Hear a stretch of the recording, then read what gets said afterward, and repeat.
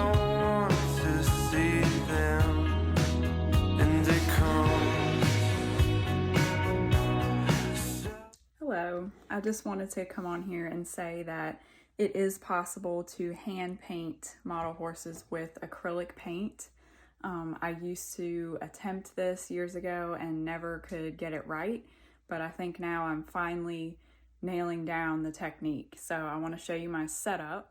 This is what we're working with here. So we have some somewhat high quality acrylics here, and then we have my actual high quality acrylics here. They're not like the best of the best, but they get the job done, and they are a little bit more expensive than those over there. The apple barrel, don't use those. But these are a little bit higher quality. They're more higher pigmented, so you're gonna get more color per volume of paint. Whereas if you were to use like the apple barrel, they're more runny, more watery. They're gonna take many more layers to get the color on there. This is my wet palette. So if you've never heard of a wet palette, you basically just take any type of container, you get some paper towels, fold them and put them in the bottom, and then you pour water on top of those. So it's kind of like wet paper towels. And then you put some parchment paper on top, and that is what you will put your paint on and mix that up. So it's a wet palette because it keeps the paint wet. And if you know about acrylics, you know that they dry really quickly. That's what I love about acrylics, but we don't want them drying when they're on our palette. So this is why we do a wet palette. It will literally keep the paint wet for days. I've seen it keep the paint wet for up to 2 days, and the paper towel just dried out on its own. So that's why the paint dried after that. So it's a really good thing to have. Highly recommend it. I will never go back to a regular palette unless I have like gobs of paint I have to do.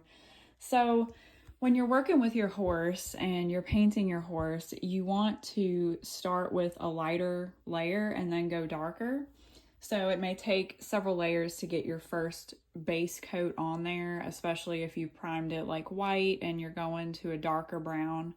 But it can be done. You just want to do several layers of your lighter color, and then you want to gradually darken the color by layering on darker colors. So I've taken this, I believe it was burnt umber, and I went ahead and layered the horse in like 3 or 4 layers of that. And I followed the direction of the hair. So if you look, you can see the way the dapples are going, that's the direction of the hair.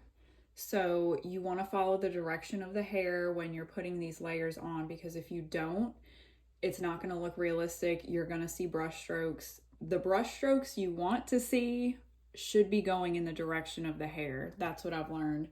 So if they don't go in that direction, it's going to look unrealistic and hand painted, which is not the goal. So we want it to look natural. And I left these white patches out. If you're doing a paint horse, I would just map out the markings and just leave them out and leave them white, and then you can go back over with white, and it'll be a lot quicker than if you were just putting white on top of brown. So that's another thing I have incorporated with this one, and try not to knock it over. So you just want to go in the direction of the hair, and then you can look up like horse shading charts. I found one on Pinterest that I used, and it'll show you the darker areas that you want to leave dark and the highlighted areas that you want to make lighter, such as through here and through here. So it gives you a realistic, natural look. So just layering on those colors in a natural way, the way the fur goes, you're going to have good results. And no, I have not primed or painted the tail because that's what I hold it by, and I don't want my gesso getting all over the place because I don't use spray primer. I've never had luck with spray primer, so I don't use it. Anyway, just wanted to share that, and it is possible to hand paint with acrylics. A couple groups I'm in on Facebook, people don't seem to think it's possible unless you want a sloppy look, but I am slowly figuring it out. Also want to note that I use mainly like roundish brushes, kind of like this one, if it'll focus on it.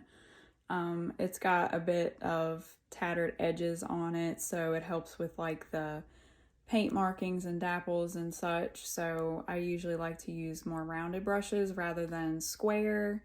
And I do want to note that a couple layers I will dab on with a sponge, like the primary first couple layers I will dab on there. And then once that's on there, it gives it more of like a grip for the next layers to attach to. And this guy is by no means finished. I still have lots of layers to do and more details to get in there, but he is getting there. So stay tuned for the finished result.